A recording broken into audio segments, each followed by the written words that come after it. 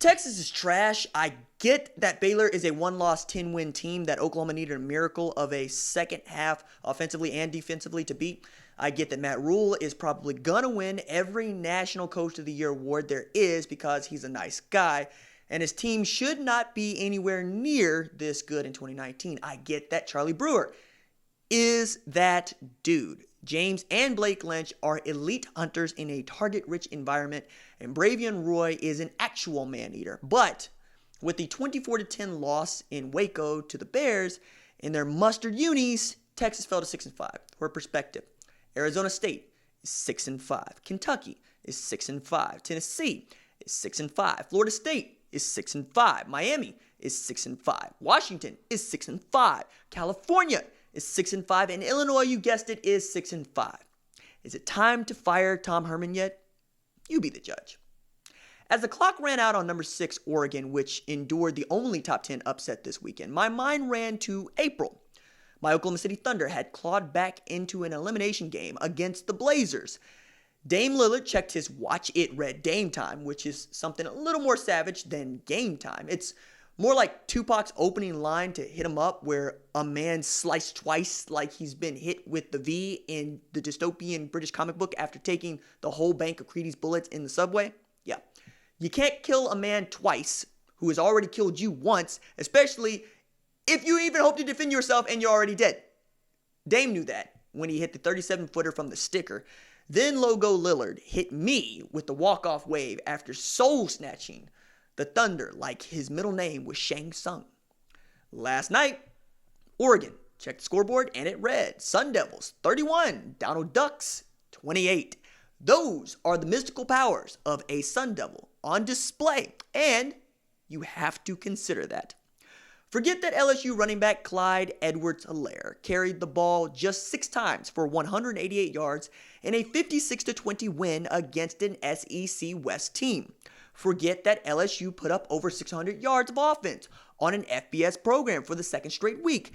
Just remember, Ed Roll What F You Orgeron refused to celebrate beating Arkansas because, and I quote, they haven't beaten anybody in a long time, so we were just supposed to win that football game and on to Texas A&M. I haven't seen that much shade since the total solar eclipse in July. Yolanda Taylor, get ready to raise your flag once again because it's looking like LSU. The second-ranked Ohio State Buckeyes gave the number 8 Penn State Nittany Lions 3 turnovers. They ate those delicious treats to close a 21-0 Buckeyes lead in the third quarter to 21-17 with 5:06 left to go in the quarter. The Nuts looked drained, but they took some time, focused, and then went back to pounding Pennsylvania's favorite state college 28-17. Chase Young sacked Sean Clifford 3 times and now has more sacks than any other Buckeye, including Vernon Gholston, Joey Bosa, and Mike Vrabel. No word yet on whether or not there's a Big Ten West team with enough sack to stop the Nuts. And let's not forget, Ohio State dragged their Nuts across Penn State's run defense. Forget that the Buckeyes rushed for 229 yards. Forget that J.K. Dobbins, who is a load, had 157 of them on 36 carries. Just remember, Penn State had given up just 76 yards rushing a game before they walked into the shoe, and Ohio State rushed for 91 yards on its opening drive. Dominant. Number 4, Georgia beat Texas A&M 19-13 in Athens, but honestly, we're really talking about South Carolina, Arkansas, and the entire state of Mississippi as being the only folks who haven't this year. The Aggies have lost at least 4 games in 20 of the last 21 years and haven't finished the season without a loss since the Southwest Conference was a thing in 1994. The Aggies went 10-0-1 that year. Still couldn't finish the job, could you, Aggies? And while we're talking about mediocre to piss poor football, may I mention again, number 14 Baylor embarrassed Texas 24-10 in Waco. But that's only because Tom Herman called a run play from the Baylor 4-yard line with 5 seconds left to play to make it a 14-point game. The last time the Longhorns had a display like this against insert Christian Texas also ran school here, they lost 31-9 to TCU on November 5th, 2016, which was the same night Texas brass met with Herman to talk about replacing Charlie Strong Bad Strong. as I mentioned, might be time to call another meeting. Texas is 6-5 and has lost at least 4 games every year for the last 10 years straight. Number 22, Iowa State put up 41 points on Kansas 2 weeks after putting up 41 on Oklahoma.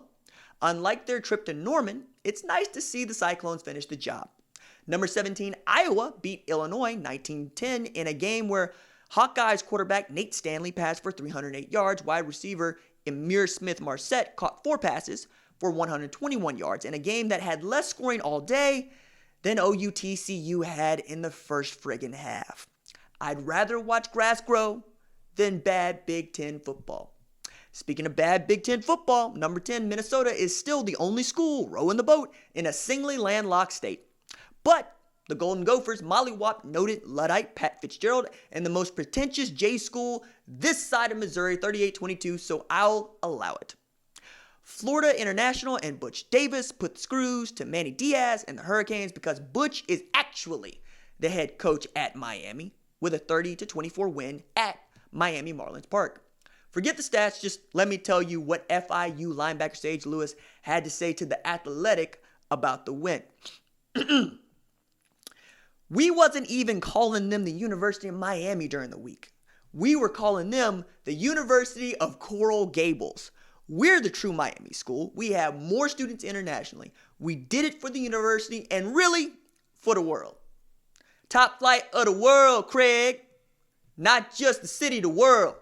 Said with his whole chest, I hope. Number 5, Alabama paid Western Carolina to stand there and take this beating. This beating being a 66-3 thumping of an SEC cupcake in SEC Cupcake Week.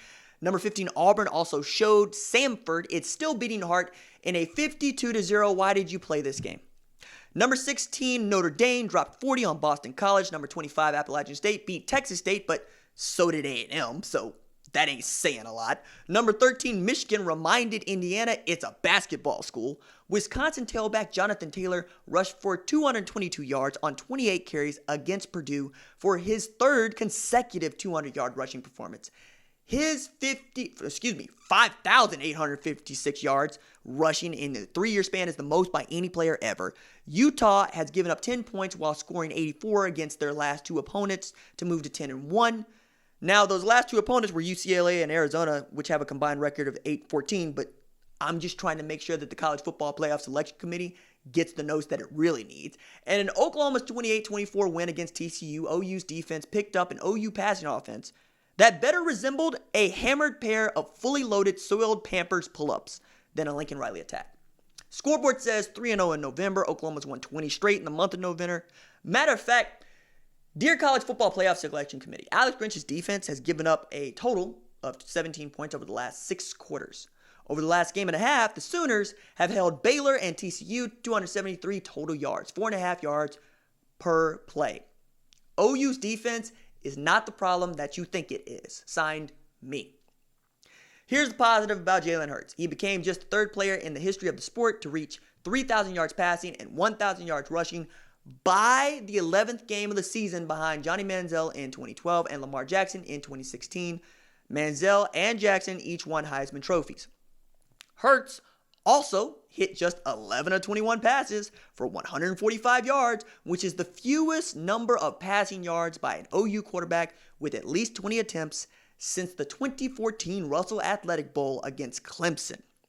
Trevor Knight passed for just 103 yards on 17 of 37 in that game. I remember the Russell Athletic Bowl well because I lost my first full-time gig in this business right before it. And like OU's playoff chances, you should have killed me when you had the chance. Because like Edmond Dantes as he leaves the Chateau d'If, and Maximus Decimus Meridius is standing in full before Commodus, I will have my vengeance in this life or the next.